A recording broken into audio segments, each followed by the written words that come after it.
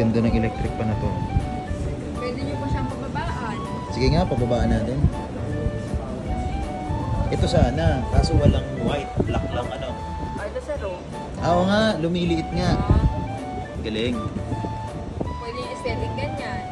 Pwede nyo naman pakasap o nung pagtulog na kayo sa bed. Go.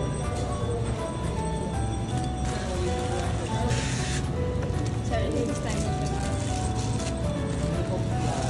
Yan yung makina mismo, no? Yan guys, hindi na po niya maibalik. Pag po bibili kayo dito sa Western, sa Fisherman, hanapin niyo lang po si Jess. Ayan, no? Jess Bustamante po, no? Apo. Yan, napakabait po niyan. Yan na nag-assist sa akin. Kaso hindi na humaibalik yung ano. Mga 5 minutes na yata binabalik yun. I-plastic na lang kaya natin, no? Ang alin po? Yan, plastic na lang natin, miss yun. Kung hindi na maibalik. Okay na sir. Ito, yan, no? Yan. At naiuwi na nga natin ang aking binili. May kasama pang pressure cooker. And eto na siya nung nakabit ko sa bahay. So, eto na yung itsura niya. Ayun, aesthetic naman siya and nakakatuwa kasi malakas yung kanyang hangin.